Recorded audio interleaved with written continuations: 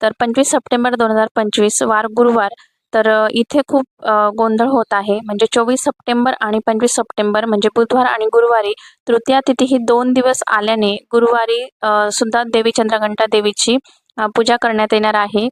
किंवा जो रंग निळा किंवा नैवेद्य वगैरे आहे तर तेच अर्पण करायचे असं सांगण्यात आलेलं आहे. पण अजून आपण एक गोष्ट बारकाईने बघितली तर आपल्याला 25 सप्टेंबरच्या दिवशी म्हणजे गुरुवारच्या दिवशी विनायक चतुर्थी सुद्धा कॅलेंडरमध्ये दिलेली आहे. तर त्यामुळे 25 सप्टेंबरच्या दिवशी आपल्याला चौथा दिवस गृहीत धरायचा आहे. कारण 26 तारखेला लगेच ललिता पंचमी सुद्धा दिलेली आहे.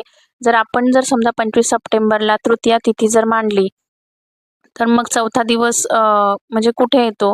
तर हा सुद्धा प्रश्न येऊ शकतो. तर त्यामुळे तुम्ही किती जरी व्हिडिओ बघितले किंवा कोणी जरी सांगितलं की तृतीया तिथी ही 2 दिवस आलेली आहे, ही गोष्ट खरी आहे.